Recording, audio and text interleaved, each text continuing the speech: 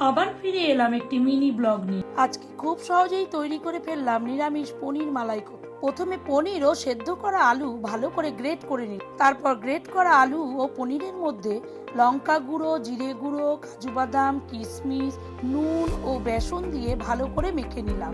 মাখার পর ছোট ছোট বলের আকারে কোপ্তাগুলো তৈরি করে নিলাম। কড়াইতে অল্প ঘি ও সাদা তেল দিয়ে কোপ্তাগুলো ভেজে নিলাম। হালকা লালচে হওয়ার পর কড়াই থেকে একটি পাত্রে তুলে নিলাম।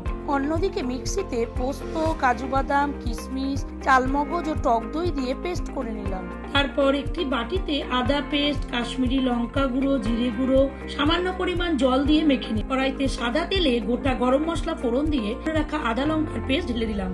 আদার পেস্ট একটু নাড়াচাড়া করে তাতে মিক্সিতে বেটে রাখা পেস্ট ঢেলে হালকা আঁচে কষিয়ে নিলাম। এরপর গ্রেভিতে কোপ্তাগুলো দিয়ে কাসুরি মেথি উপর দিয়ে ছড়িয়ে দিলাম। দেখা হচ্ছে পরবর্তী ভিডিওটি ভালো লাগলে লাইক, শেয়ার, সাবস্ক্রাইব করে দেবেন।